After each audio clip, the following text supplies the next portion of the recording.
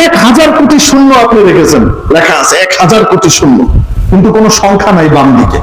দাম আছে তো? বলেন না কেন? আর আপনি একটা সংখ্যা দিয়েছেন, তারপরে একটা শূন্য, মান কত বেড়েছে? 10 গুণ। আরেকটা শূন্য লাগালেন, 100, 10 গুণ বেড়ে গেল। আরেকটা লাগালেন, 1000 হয়ে গেল। আরেকটা বাড়ালেন, কত হলো? 10,000 হয়ে গেল। আরেকটা বাড়ালেন, 10 গুণ বাড়লো, কত হলো?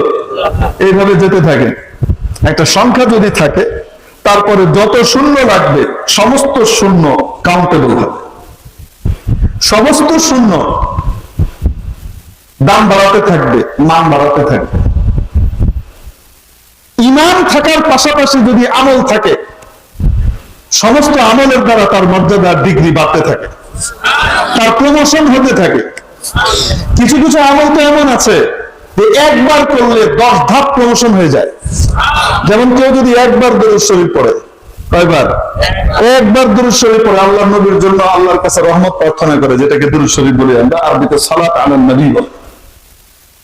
হাদিস শরীফের ভাষা হলো তার 10টা গুনাহ মাফ হয়, তার 10টা নেকি লেখা হয়, আর তার 10টা দরজা বুলন্দ হয়, মানে 10 ধাপ প্রমোশন হয়।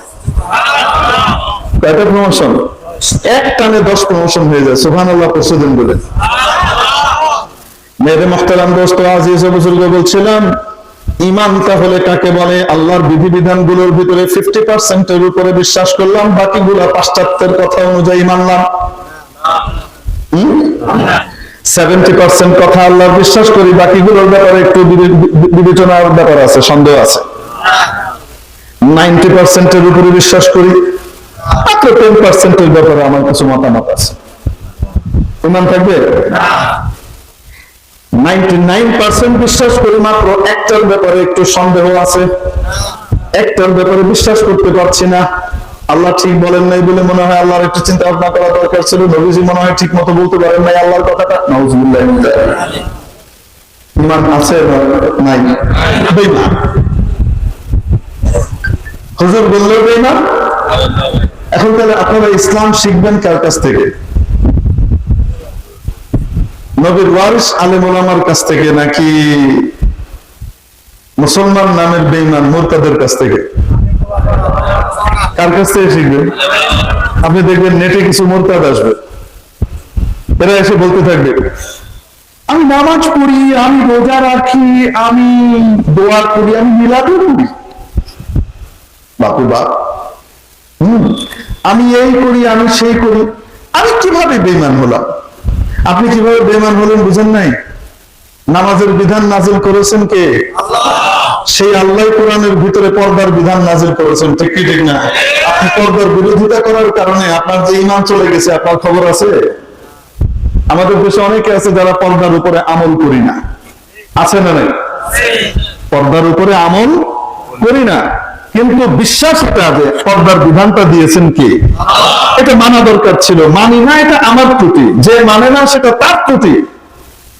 কিন্তু আল্লাহ যেটা দিয়েছেন এটা বিশ্ব শান্তির জন্য দিয়েছেন, বিশ্ব মানবতার শান্তির জন্য দিয়েছেন, সামাজিক শান্তির জন্য দিয়েছেন, নারীর অধিকার প্রতিষ্ঠা করবার জন্যই দিয়েছেন, নারীর প্রতি সম্মানকে জানাবার জন্য দিয়েছেন। এই বিশ্বাস যদি মনের ভিতরে থাকে, তাহলে পর্দার উপরে আমল না করার গুনাহ হবে, ঠিক, কিন্তু ঈমানটা থাকবে। আর যদি বিশ্বাস এটা হয় এই পর্দার দ্বারা ইসলামকে ন্যায় করে দেওয়া হয়েছে, নারী অধিকার খর্ব করা হয়েছে, নারীকে বঞ্চিত করা হয়েছে, বুঝতে পারেননি? বাপরে বাপ। বলেন তো দেখি, যতই নামাজ পড়ুক, যত রোজা রাখুক, কপালে দাগ চলে দেখ, বছর বছর উমরা আর হজ করুক আর তাসবিহ টিপুক, ঈমান আছে না গেছে? ঈমান আছে? নাই। অতএব পর্দার বিধান নাজিল করেছেন কে? আরো আস্তে বলুন, কে?